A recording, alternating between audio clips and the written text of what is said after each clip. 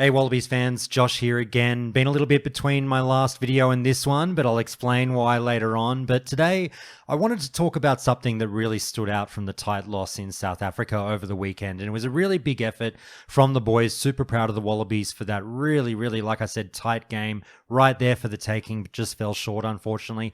But one person on debut really stood out, and it was Corey Toole. And I'm sure a lot of you guys out there were thinking the same thing, going, what a first-time effort. He was unreal, really put in the hard yards. And just like the way Max Jorgensen does, made his presence felt from the wing, which is stereotypically a little bit hard to do, but he just felt like he was everywhere.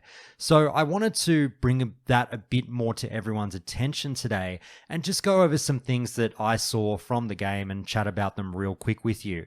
Now, guys, a little bit of a different format here. I'm just going to be taking some short clips and we'll discuss them. I'm not doing the full presentation. Again, we'll get to it at the end, but who is Corey Toole? If you don't know, well, guys, he plays for the Brumbies. He's come from a sevens background.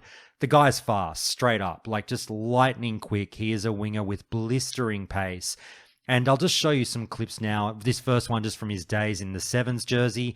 And like, it's so obvious how ridiculously quick he is. He's not just like, oh yeah, he's a winger, Josh. Of course he's quick. No, even for an international winger, he's very quick. And that's him doing the thing there. And he does it for the sevens. I'll get to this clip in a second, but he set the stage really quickly in South Africa for that speed to come to the forefront. And it worked really well putting pressure on the South Africans, even when he doesn't necessarily have the ball in hand.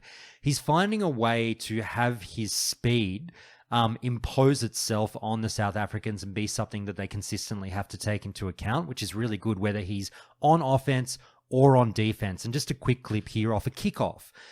Just look at him, first man to the ball, and there's a big gap. I'll just take you back. Look, there's a big gap between him and the next person. It is like, obviously he's running against forwards. I get that. But it's like considerable. When I pause it here and you go, all right, that's 5 meters ahead of everyone else, doing his job as he's supposed to do it. But I also love the cheeky little thing here where the South Africans basically have to block him a little bit from making this tackle. You'll see, there you go, get out of my way. What about that, sir? Put a pin in that, because we're going to come back to talk about that later on in a far more important moment of the game that I'm sure many of you were up in arms about. But we go on to the first try of the game, and I understand that this is mostly Nick White. Nick White did perfectly here. It was really smart, decisive and quick on the draw with the kick from the short arm penalty. That's the experience coming to the forefront. That's a really savvy halfback knowing what to do in this situation. So full kudos to Nick White here. Absolutely, thank you. But another important part of the equation is this doesn't happen without Corey Toole's speed. And you'll see that Nick White goes, thank you very much. I'll take a quick tap. Let's do a grubber down the left-hand sideline here. And again, just like no South African within cooee of that kick. And you can sort of see Andre Pollard stop running there about 10 meters out from getting to Corey Toole, because I think he just realizes how cooked he is there. He's got no chance of getting to him and stopping that one. I'll just show you again. He kind of pulls up there and goes, oh, God, this one's gone. Like, he's just that quick. It was really cool to see. But we move on to other clips, more instances of Toole just really, again, imposing his will on the game, if you will. And here's one with just a kick chase, and I love just the soccer skills there. Guys, it's the little things that really sort of tickle my pickle, if you will, at times during watching rugby games. The intangibles, the silly little things. There's another silly little thing coming up that I'll point out to you that makes me go, whoa, like that was cool. This guy's got some serious skill. And one thing that I think rugby players do tend to mess up a little bit is how they deal with dribbling kicks that they've ultimately decided not to bend over and pick up with their hands. If they've kicked into space, they've absolutely turfed a torpedo 50 meters down the field. The foot race is on, fullback versus winger or whatever it might be. Who's going to get it first? And it'll be a situation where clearly the winger, or the person chasing might want to put it on the toe that 1 to 2 more times to just,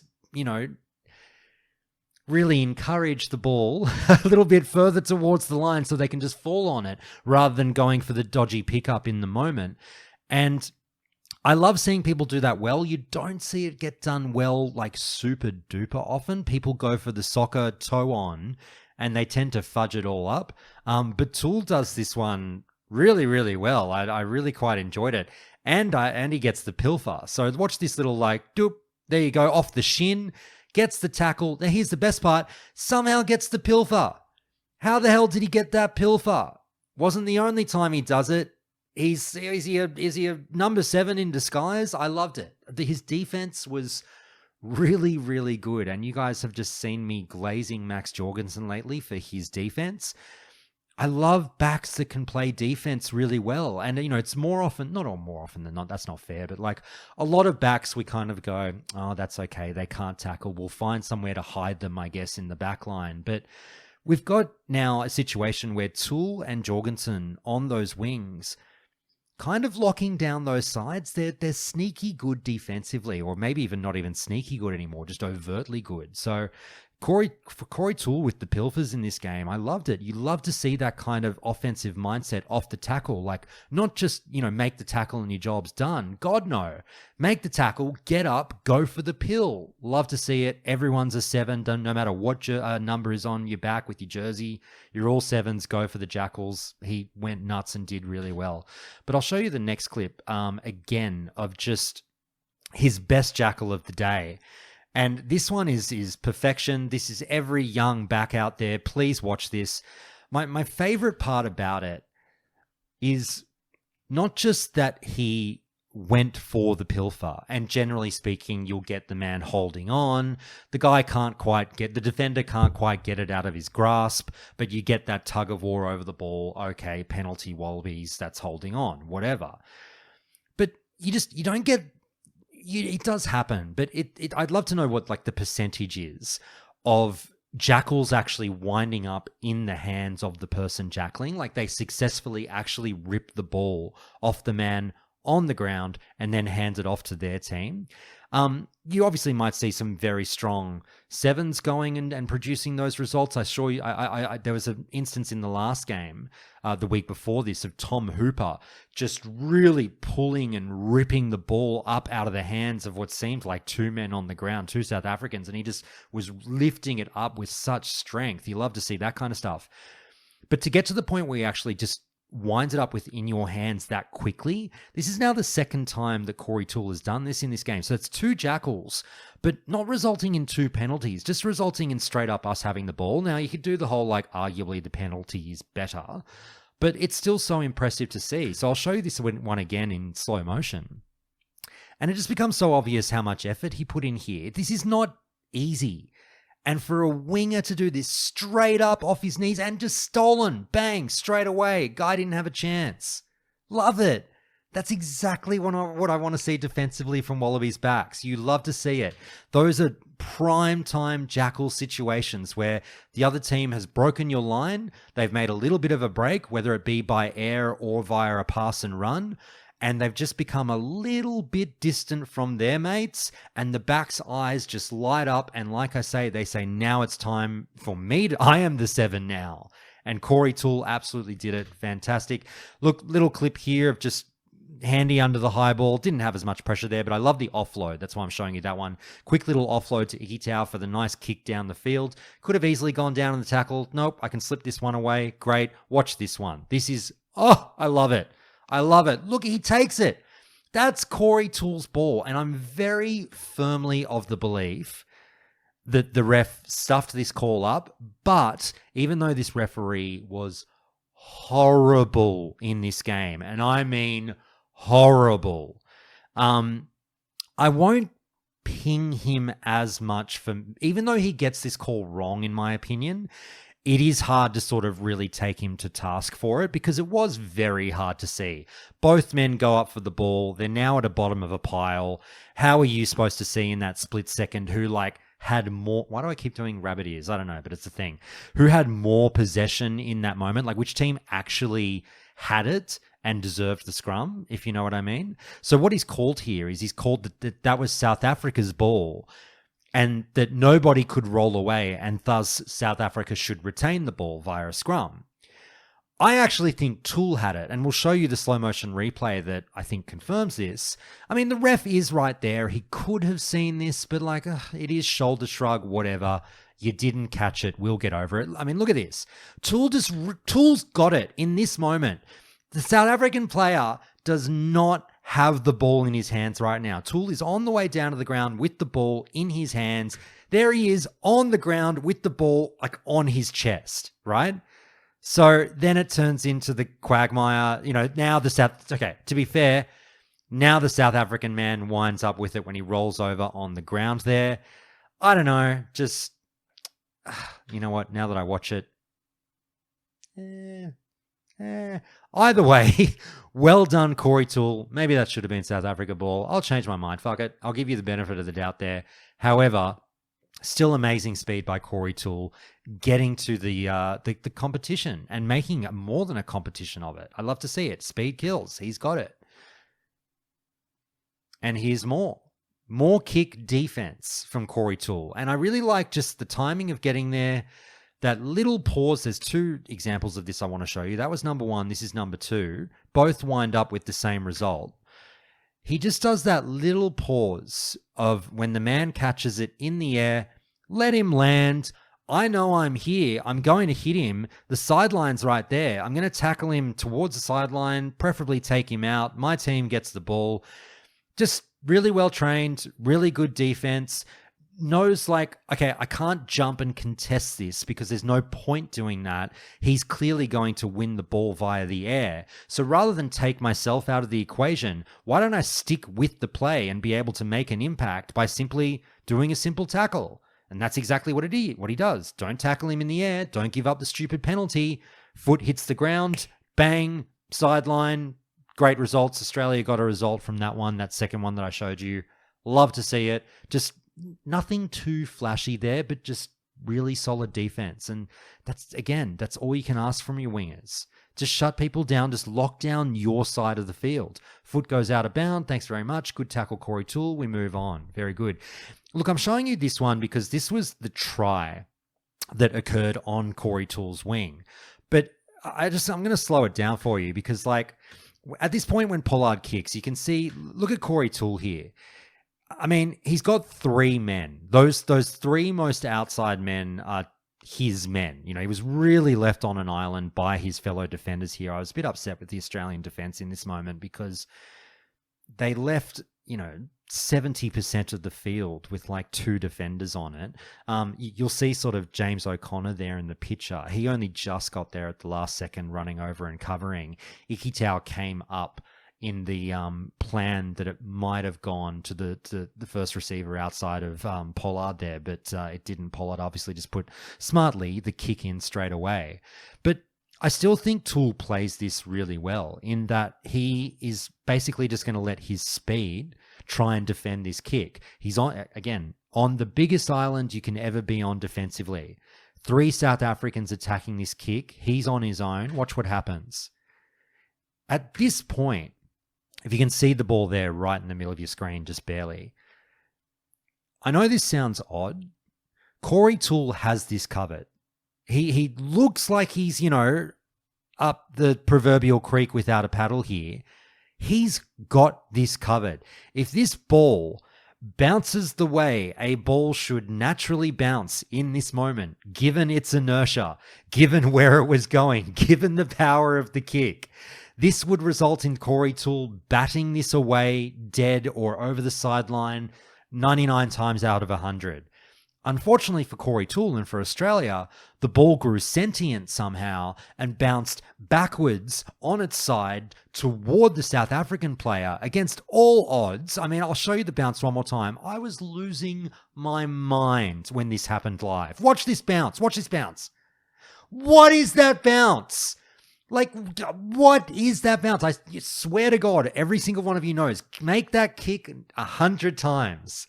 You get that result. once.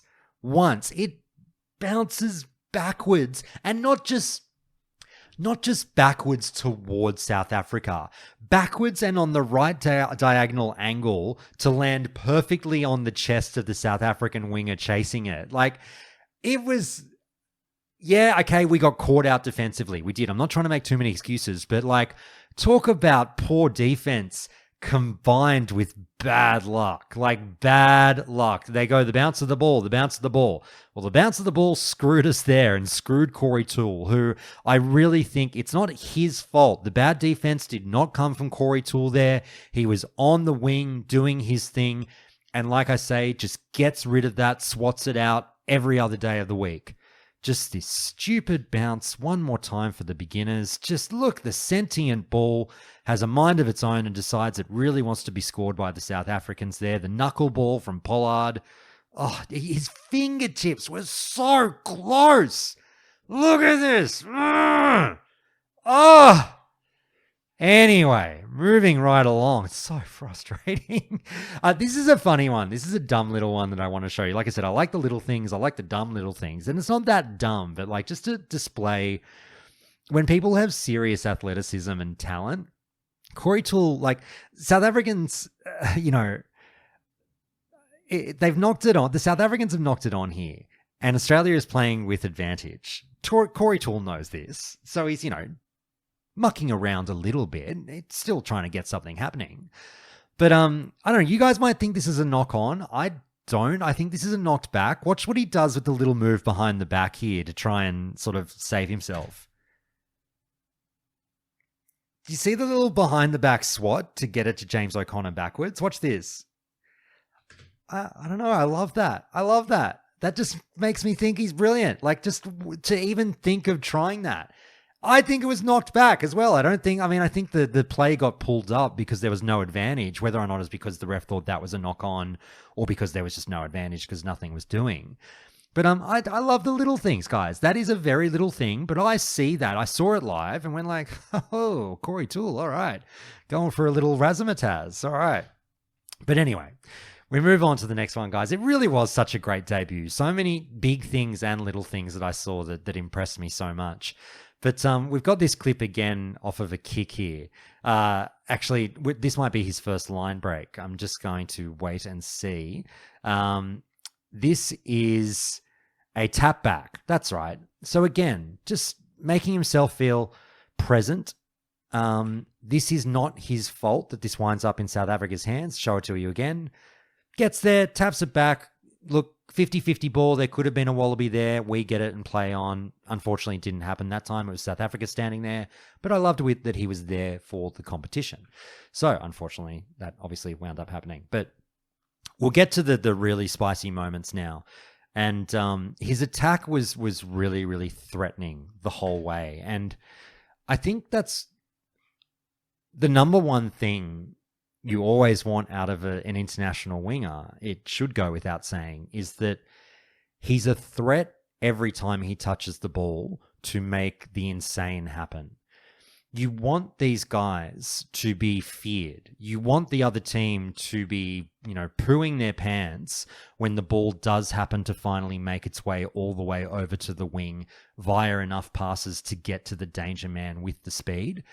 And not every winger necessarily has the finishing ability or that real threat. A lot of wingers have speed. Like almost every winger in the world has speed. That's cool. You're fast. That's great.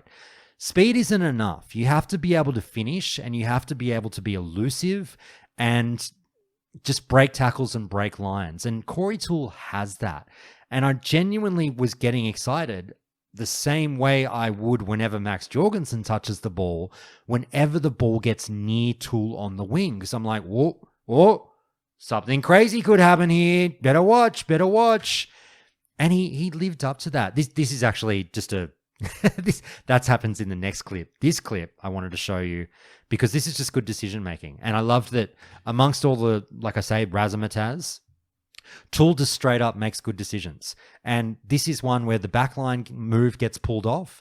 South Africa absolutely have it covered defensively. Great work, South Africa. You played this to a T. Corey Toole looks up, realizes this, and just goes, grab her in behind. Easy money. I'll take the territory. Thanks very much. Kicks it, 25, 30 meters down the field and goes, we'll eat up that territory. If I run here, nothing's happening. A chip in the air isn't really on. A pass definitely isn't on. I'll just kick for territory. Cool. Everyone was okay with it. Commentators go, well played, Corey Toole. It was just smart and easy. It's not the sexiest decision, but it's the right decision. And Wallabies fans are more than okay with the right decision. We're going to claw our way back to the top. It can't all be sexy. Can't all be, tries running in left, right, and center. Sometimes you just got to do the quote-unquote rabbit ears one more time, boring stuff to get to the fun stuff. And Corey Toole does that really, really well there. So we don't need to see the slow motion of that one. Here's one of his little line breaks, which I love. And this is the first of two that I'll show you. So great pass from O'Connor, great pass from Edmed. Why I love this clip is because you'll see that initially the defender was a little bit back. And they're on about, 37 meters out or whatever from their try line. This is in the second half. Corey Toole scored a try in the 7th minute of the game via a grubber being put in behind the defensive line where, like you saw, no one was there. South Africa exposed and now left having to sort of account for Corey Toole, knowing that that's a result that could happen. So you'll find here that the wing defense is floating back. They're quite prepared for the kick in this instance, worried that the same thing's going to happen again. And Corey Toole goes, well, I can punish you either way. We can either chip for me, put a kick in behind, and I'll get on it via my speed, or you can play back in defense, and I'll just break the line and make some good meters for my forwards to go forward from there. So in this moment, look at the space that he's got with a forward there chasing him and his winger his opposite winger well back, who is just racing up in this moment going, oh, crap, they're running it. Now he's up and Corey Toole takes the meters. That's a great 10-meter run every day of the week. You love to see it. Great step. Love the step. All day, please, sir. Thank you very much. More of that in the future for Australia. This is the moment. We're going to have to, I know it hurts, guys, and a lot of you are blowing up about this call, in my opinion, justifiably so, but we're going to break it down a little bit like the Zapruder film here, and you can see Corey Toole making an amazing line break, and then that happens, and South Africa gets the penalty. And why does South Africa get the penalty, sir? Didn't you see what happened to Corey Toole? Apparently not. So, let's break it down slowly. Toole is so, I feel so dumb saying this. He's so fast. He's so fast. I love it. Nothing is on here. This is the moment that Ikitau throws it to Toole. Now, I'm just going to go here. Look at this. He's boxed in. He's got 3 South African defenders around him in pretty close proximity. Not a lot of breathing room there. I think for most people, this just results in being tackled pretty much right there and then. Corey Toole says, I'm not happy with that. I would like to keep going. Look at the acceleration. Boom. Breaks a tackle here. Off to the races. Absolutely off to the races. The acceleration is off the charts. Really smart kick again, going, I know I can get my own kicks. I love it. I love the heads-up gameplay. But here's where things go a little bit south for Australia. I don't think Toole touched that one. That certainly wasn't the ref's call at the time, I believe. But that's the moment. I think that's the moment that has a lot of Australians blowing up. Okay? It's just... Watch Cobus Reinach here and what he does. It's such a shit effort, in my opinion. I hate, and, we talked about this on the podcast where it's like, if the South Africans at times have to do things like this to get the result, then that's more of a positive, glow on us. That they have to do the sort of weird little niggly stuff and getting away with a few things to wind up beating us in this moment. And Australia's down by 6 points here with 16 and a half minutes to go. A try here obviously would have been huge. We would have hit the lead if they'd gone in under the sticks or whatever.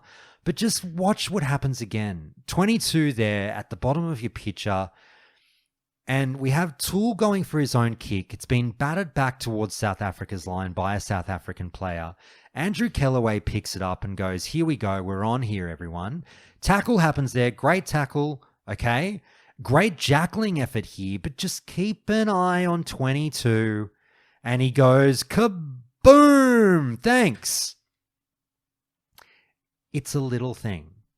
It's a little thing, but it's a very, very big thing. That little bit of interference, offside, stopping Corey Toole from getting involved in the clean out, is all South Africa needed as a window of opportunity to then force what's a, I won't do it. Will I do it? Will I do the Rabbitohs again? A holding on penalty. Now, yeah, Kellaway holds on here. Kellaway, you can see Kellaway holding on there. Clear as day. Penalty South Africa, right? But how was he able to jackal that so quickly? Oh, wait, I know. Cobus Rybark stopped the Aussie clean out from happening. Boom! That's just that 1 second. That 1 second window is all he needed to help his mate. Little bit of interference. Oh, no, Australia. Looks like you didn't get to the clean out. Gee, that's a shame. Oh, what did I do that? Penalty South Africa. Thanks very much, sir. It's so frustrating. It's such a crap effort. It's so crap. And to have the ref miss it. Again, the ref is right there. The ref is literally right there watching. Look, he's looking right at it, directly in his line of sight. Oh yeah, boom! The ref fully saw it. No, I'm not into it. I'm not into it at all. But we lost, fair and square. And anyway, the reason I'm showing you that one is Corey Toole did a really, really, phenomenal job throughout that sequence. His line break, his acceleration, also great. Gets there for the clean out, a second too late because of all the reasons that we just talked about. But Corey Toole was there creating opportunities for Australia that in future games will be capitalized on. So look, that's the Corey Toole experience that's the end of the video. That's the Corey Toole experience from Game 2 in South Africa, in Cape Town. I think it was a fantastic debut. I would love to hear what you guys think of Corey Toole's debut in the comments. Guys, while that's the end of the video for now, I just want to make this one last little statement about the channel. Now, a lot of you might be wondering why this video looked so drastically different to some of my other efforts that I've uploaded that now you can't find on the channel. The Max Jorgensen video, the James O'Connor breakdown that so many of you watched, enjoyed, commented on, subscribed to, and really gave me positive feedback, pushing me forward to keep going. Unfortunately, those got caught in copyright hell, and look, justifiably so. They were absolutely riddled with footage that is not mine. None of the footage that you saw in this video is mine. That goes without saying. None of the content creators hold the rights to any of this stuff. We can only sit here and talk about rugby with a face cam. We're not actually technically allowed to use any footage whatsoever. But then many of you might be crying out, but Josh, fair use. Did you try and go down that avenue? Yes, I did.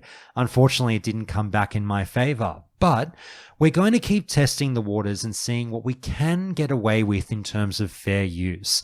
And, I just would really hope that at a certain point, Sansa, Stan, the TV rights holders, see what we're trying to do here as content creators and get a little bit more flexible with, advertising the sport of rugby. This thing isn't going to grow necessarily on its own. It really helps to embrace the digital age, in my opinion, and a thing like YouTube, a platform as wildly expansive as YouTube, is fantastic to get this game out to prospective new fans and also to light the fire under current fans as well. So guys, look, if anyone from SANZAAR, from Rugby Australia is watching and can help in any way, please do let me know. I'd love to hear from you. But I'm just going to keep uploading videos and seeing what I can get away with and what I can't get away with in terms of the amount of footage I use. You've seen what I can do with all the footage in the world. So we'll see what I can do with minimal footage, and hopefully I'll still be entertaining you guys. But for now, guys, like, subscribe, comment, all of that jazz. Listen to the podcast. Get it on Spotify. Loosehead Pod is what you look for. It's all there, and I'll see you on the next one.